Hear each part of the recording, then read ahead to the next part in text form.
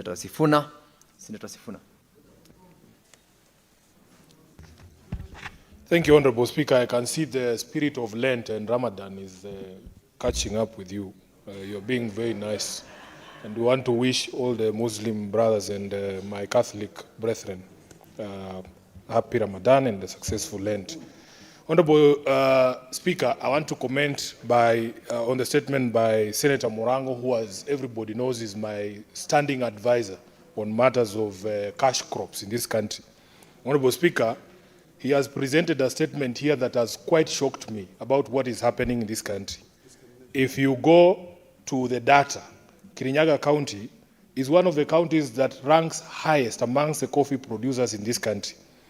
If you look at the amount or number of cooperative societies that are in that county and the debts that they are holding on their books, one would expect that because this commodities fund was set up precisely to provide cheap access to credit or access to cheap credit, then you would expect that Murang'a County would be on that list.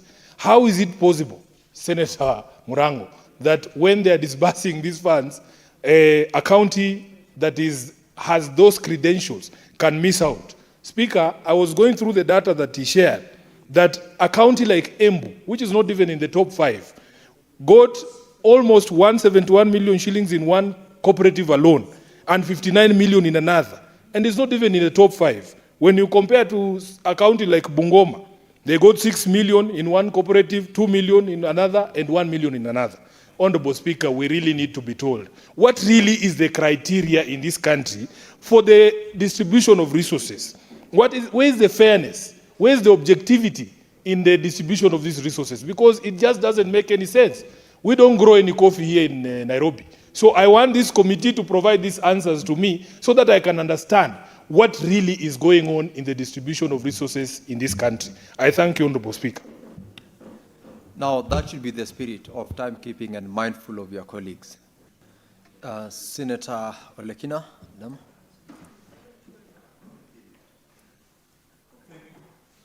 Thank you, Mr. Speaker. Quite briefly, let me comment on 2 statements. One is on the coffee by the distinguished senator from Morango. Commodity Fund, where was it established? It was established to provide credit to farmers. I'm concerned about this issue of loans, and this is about time that we need to teach our farmers. I take a completely unorthodox approach to this matter.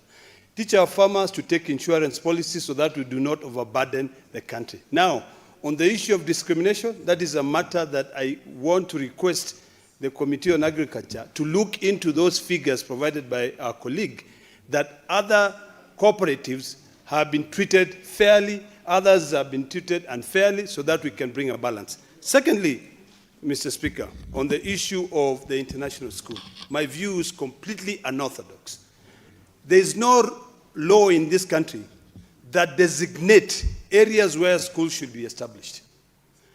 I have looked at this school. This is an international school. What concerns me is the allegations that teachers who are teaching in that school do not have immigration papers. That is a concern to me. Number 2, the concern to me, which is an allegation up to this level, is that there are statutory deductions that are not being remitted. The only way for us to be able to find the truth is by the Committee on Education investigating those allegations. Whether or not the school is legal, my concern also, there is an allegation that has been raised out here by the distinguished senator that because of the way the students are being treated, 30 students left the school. Was it by choice, or are we just raising statements that are not factual? So my concern is this. Is this factual or an allegation? Are these statutory? Has anyone gone to court to say that my statutory deductions have been deducted and they have not been remitted?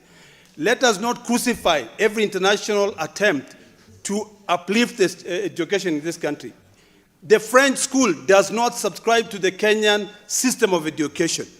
You have a choice. Take your child to that school, let that child go through the French, see whether it is accredited, but let us not crucify everyone. I'm not holding brief for that school, but I'm just being cautious that we need to be factual in our findings in this Senate. Thank you, Mr. Speaker. Senator, Senior Counsel Kongo Mogeni. Yes, Mr. Speaker, sir, I want to comment on the statement on disputes between Matatu and Boda Boda.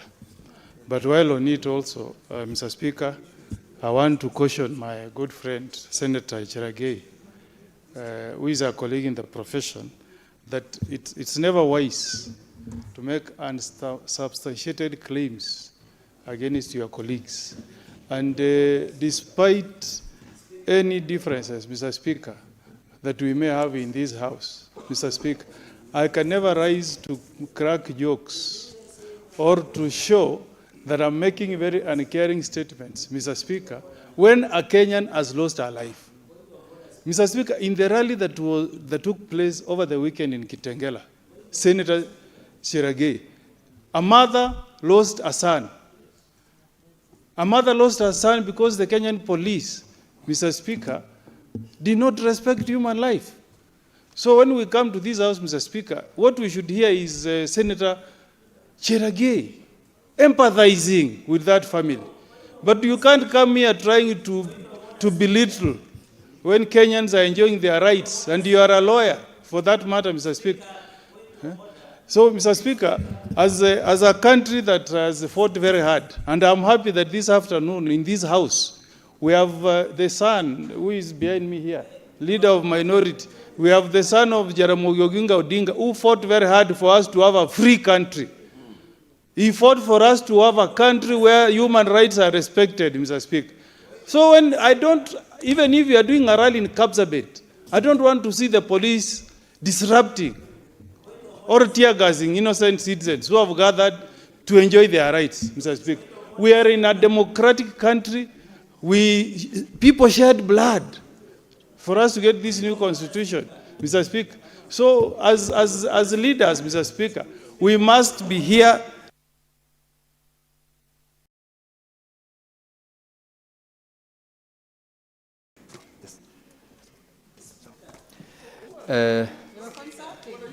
Senator Cheragei, I'll give you the mic to comment, but whenever the speaker has not given you the attention, he is listening and he can see. If he's not got your eye, he didn't get your eye. But now you can speak to the statements, and I want you to confine yourself under the rule of relevance. Thank you very much. Mr. Speaker, understanding order number 1, you should also exercise your discretion by protecting members. Because when a matter has been ruled on, is a res judicata matter. Is it stopped from discussion? So I thought senior counsel would be better placed to know when a matter is rested, is rested.